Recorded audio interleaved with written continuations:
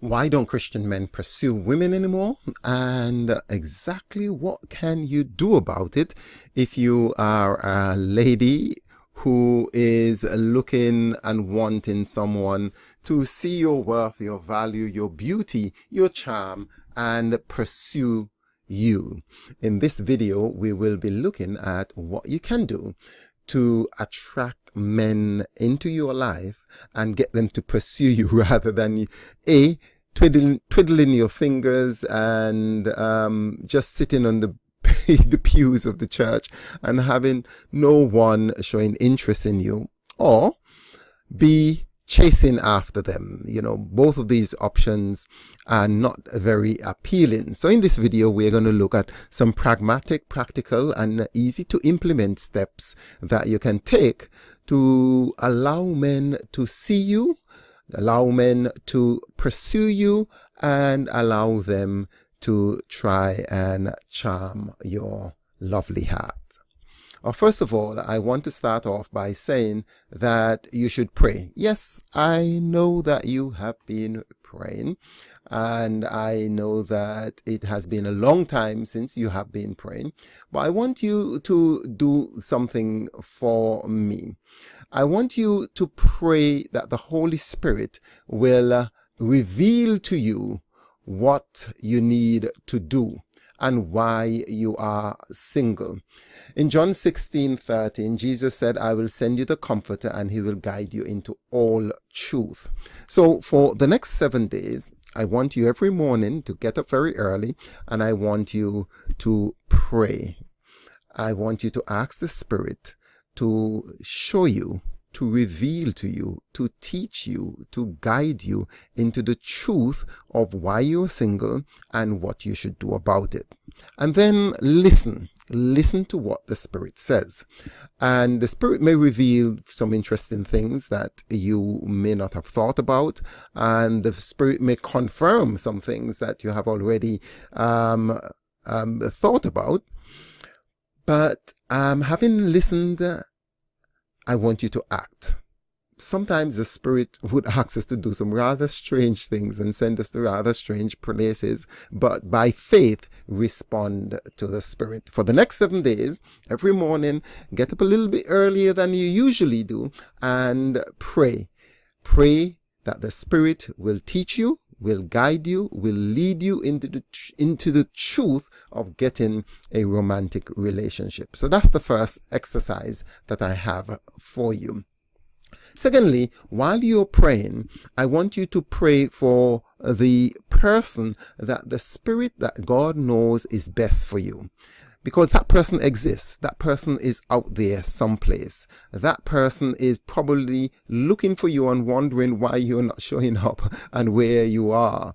That person has a real life with real struggles. So I just want you to take some time and say, Lord, I want to pray for my husband. Wherever he is, whatever he's doing now, help him to succeed at what he's doing, to overcome the challenges that he's going through in his life, and be with him and make it possible that our paths may intersect and we may get to meet each other. So pray for that person wherever he is every day for the next 7 days and beyond. The second thing I want to talk about is for you to remember several things. And the first thing that I have already mentioned is that there is someone out there looking for a wonderful person like you. I always tell the story of Adam. When Adam was created and God gave him the chance to name all the animals, he saw Mr. and Mrs. Monkey monkeying about. He saw Mr. and Mrs. Whales having Mr. and Mrs. Whale. He saw Mr. and Mrs. Whale having a whale of a time. And then he began to understand and come to the realization that, all of these animals are paired off, but there is no person or no being that is similar to me. And it is at that point that God placed him in a deep sleep and created Adam. So there is someone looking for you. There is someone looking for a person who will complement them, and that person is you. So you need to show up, and I'll talk a little bit more about how you can avail yourself so that that person can see you. So don't waste your time with men who are not interested. Similarly, don't waste your time sitting in the church where there are no men. Go where the fish is biting. If you want fish, you're not going to go to the mountains. You're not going to sit in your house. You're going to go to a place where fish are. You know, the rivers, the lakes, the seas, some place where there are fish. It is ridiculous to just sit at home and expect the fish would jump out of the river or the lake and come, you know, some way, somehow, miraculously to your door. You will go to where you'll probably get fish. And more than that, even if you go to a lake or you go to the sea and you're fishing in a location that the fish isn't biting, you know, it makes sense to move probably to another area where there are lots of fish that are biting. So I want to tell you the story of this young lady. She goes to a church that has 6 people in it, just 6 people. And, you know, she is very involved in that church, and she tells me she doesn't want to move. I said to her, nobody's asking you to move membership. Nobody's asking you to abandon your church. Nobody's asking you to walk out on your church.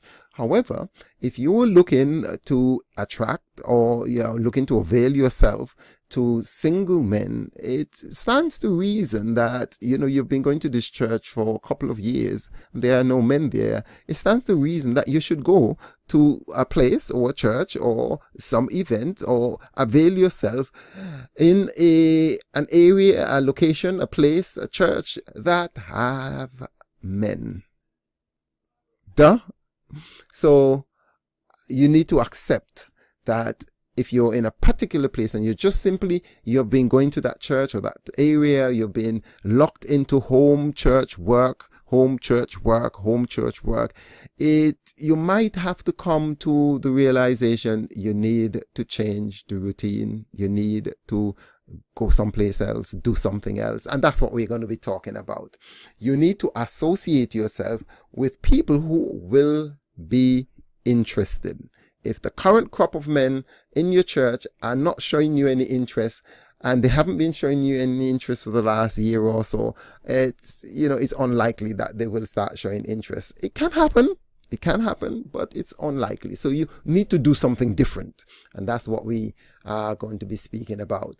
And it moves me on to the other point, that people don't like cold calling. I spoke about it earlier, that you need to improve what we call your approachability quotient. You know, we have the IQ and the AQ, intelligence quotient and approachability quotient. You need to make it easy or easier for people to approach you, for people to talk to you, and that is the subject of what we are going to be talking about in the next video, because I have an extensive series of suggestions that would help you with that. So don't go away. Please move on quickly and swiftly to the next video, where we will explore some very practical and easy to implement solution of how you can put yourself out there and how you can improve your AQ. Talk soon.